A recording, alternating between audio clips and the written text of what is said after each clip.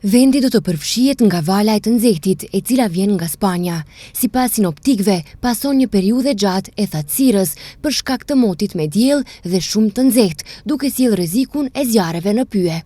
Në periudhën e ardhshme, zona jon do të jetë në ndikimin e të nxehtit nga jugu, kështu që moti do të jetë me diell dhe shumë i nxehtë. Temperaturat nesër do të jenë në interval prej 31 deri në 39 gradë Celsius, ndërsa nga e enjtja në disa vende do të kalojnë mbi 40 gradë. Mot të qëndrueshëm do të ketë në të gjitha ditët, përveç të dielën kur në orët e pasdites do të ketë mot të paqëndrueshëm me shi dhe bubullima, deklaroi Lençe Rizova, sinoptike. Kryeqyteti dhe disa qytete të tjera të vendit do të kenë temperatura më të larta, të cilat do të arrijnë mbi 40 gradë Celsius.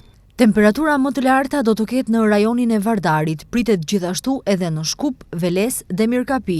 Në këtë pjesë do të ketë temperatura maksimale, ndërsa gjithkund do të jenë mbi 30 gradë Celsius, në shumë vende mbi 35 gradë, ndërsa në këto vendet më të nxehta, temperaturat do të kalojnë edhe mbi 40 gradë Celsius, deklaroi sinoptikja Lençe Rizova. Këtë vit, vera do të jetë dukshëm më e ngrohtë dhe më e thatë se vitet e kaluara.